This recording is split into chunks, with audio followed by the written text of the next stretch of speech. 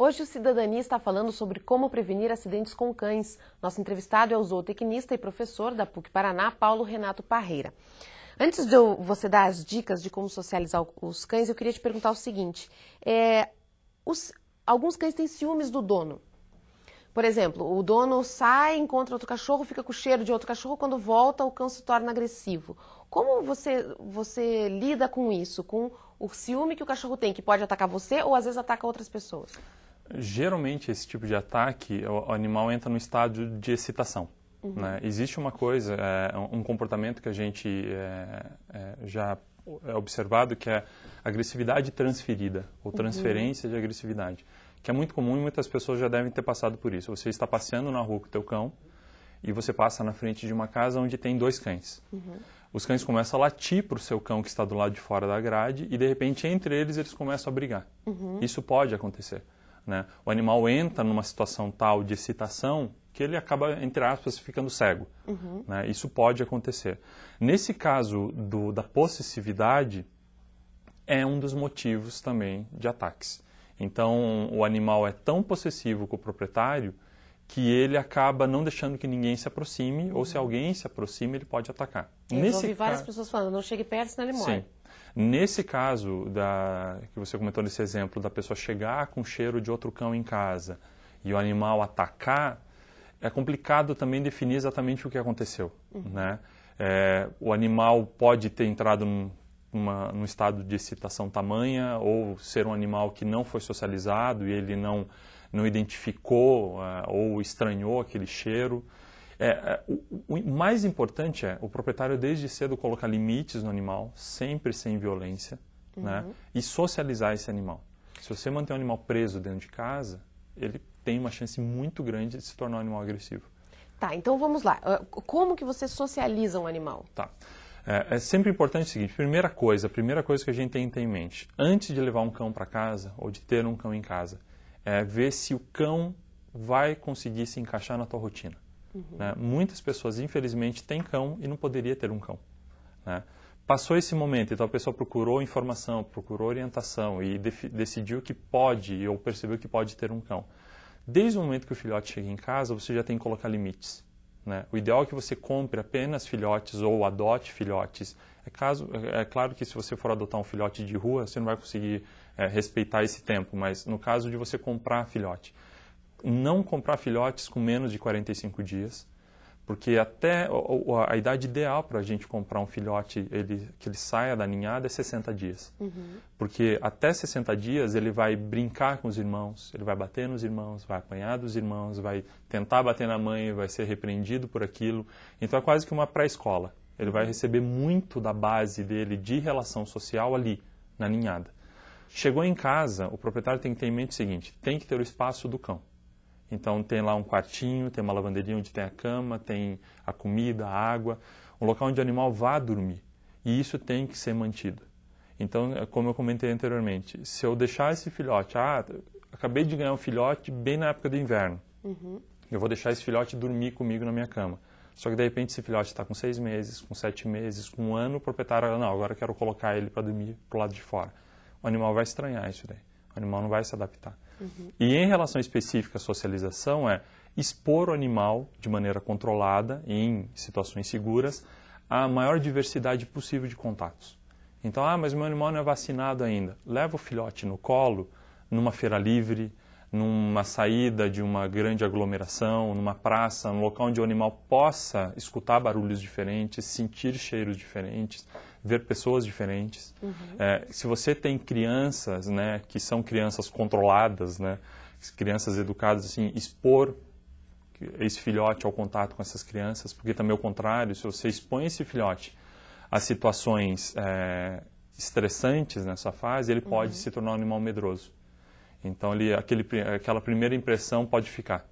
Então, se você tem amigos que têm cães, que são sociáveis, são educados, apresentar esse filhote a esses animais, para ele perceber que tem um mundo além do proprietário e além dele. E ele começa a aprender como lidar com o seu próprio medo, porque geralmente o animal que é agressivo, e o pior tipo de agressividade é por medo. porque o animal vai às vias de fato, ele fica cego, porque ele entende que aquilo está colocando em risco a sua integridade. Então, ele vai atacar por medo. Muitas vezes o proprietário dá uma bronca no seu animal, o animal corre para baixo da cama. E o proprietário ainda insiste e vai tentar tirar o animal lá de baixo para brigar. O animal vai atacar, porque o animal está acuado. Então, o medo é um agravante e você socializando o animal, você ensina o animal a lidar com o medo. E algumas pessoas batem. Bater é sempre ruim. Sempre ruim. Tá? Da mesma forma como para a educação de criança, né? Você acaba ensinando pela coação.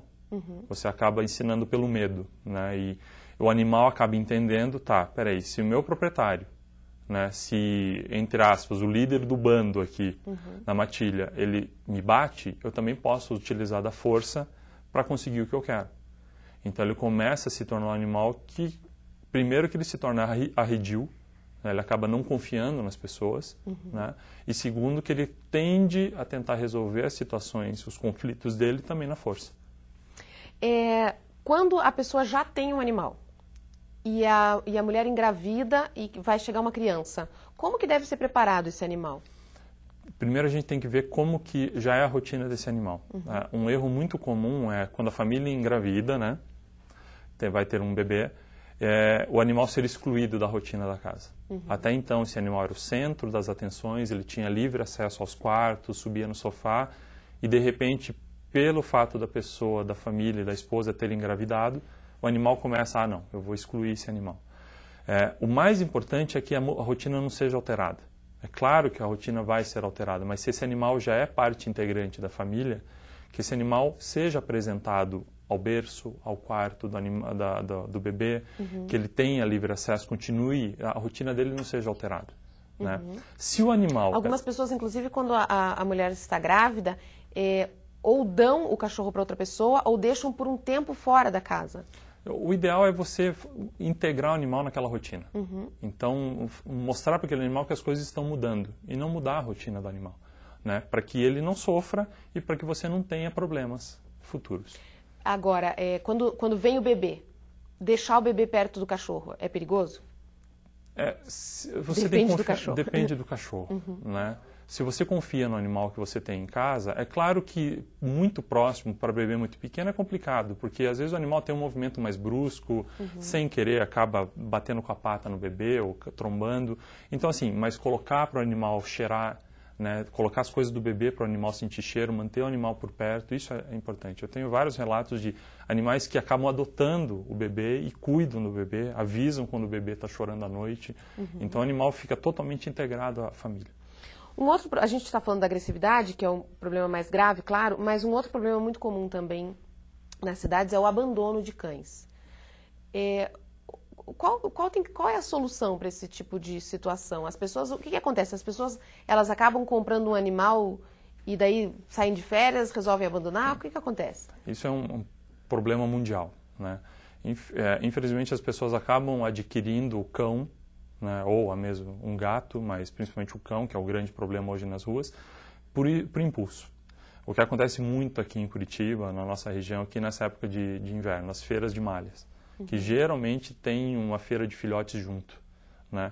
E isso acaba estimulando a pessoa a comprar por impulso. A pessoa vai, não pensou, não viu se pode ter o animal ou não, compra por impulso, não conhece a raça e de repente se vê numa situação em que não consegue mais cuidar daquele animal. Então, infelizmente é por irresponsabilidade do proprietário. No caso de agressividade, o proprietário tem que ser penalizado. Como são as leis para isso e elas funcionam? Leis até existem, né? O grande problema é a fiscalização disso, né? Eu acredito que se o proprietário começar efetivamente a ser responsabilizado pelos ataques que o seu animal efetua, as pessoas vão pensar duas vezes antes de ter um cão. Né? Ter um cão é muito bom, mas a pessoa tem que pensar muito antes de ter um cão. Né? E se a pessoa for efetivamente responsabilizada pelos ataques, a gente começa a tentar resolver o problema. Porque não adianta culpar uma raça. Que a autoridade vai conseguir ter a capacidade de chegar ali e falar, não, isso é um pitbull, não é um pitbull, tem que exterminar, não tem que exterminar. E, digamos que extermine o pitbull ou essas raças agressivas. Outras raças vão surgir. Porque, na verdade, hoje o que acontece, muita gente também tem os chamados vira-latas, né? E às vezes eles são agressivos, às vezes não com pessoas, mas com outros cães, e você não tem para onde ligar, porque a carrocinha não existe mais. Na verdade, assim, os centros de controle de zoonose, eles hoje não recolhem, o recolhimento desses animais é muito mais seletivo, né? No caso, só de animais que realmente são risco, ou oferecem risco, ou animais doentes, ou animais que tenham sido atropeladas, fêmeas com filhote. Nesses casos, eles são recolhidos, mas no mais, se a pessoa não quer mais ter um cachorro aqui, ligar para o CCZ, esse animal não vai ser recolhido, não. Quem quiser mais informações, Paulo, sobre a campanha, pode entrar no site da PUC, é isso? Isso. www.pucpr.br. Isso. Que tipo de informação tem lá na campanha? A pessoa consegue, pelo site da PUC, inclusive fazer o download da cartilha, que está no formato que qualquer pessoa pode baixar para o seu computador, e é de livre distribuição. A pessoa pode conseguir distribuir para os seus amigos, e isso não tem... E tem mais ou menos essas dicas que você estava falando aqui. Né, de prevenção, como prevenir ataques de mordeduras de cães. E se isso acontecer, correr para o hospital. Correr para o hospital. Não esperar ver o que vai acontecer. Mesmo que tenha sido um ferimento leve. Procure apoio médico. Tá bom. Paulo, muito obrigada pela sua participação aqui no Cidadania. E o Cidadania de hoje fica por aqui. Mande sugestões de assuntos para a gente debater. O nosso e-mail é cidadania.tvsinal@gmail.com. Obrigada pela companhia. Tchau.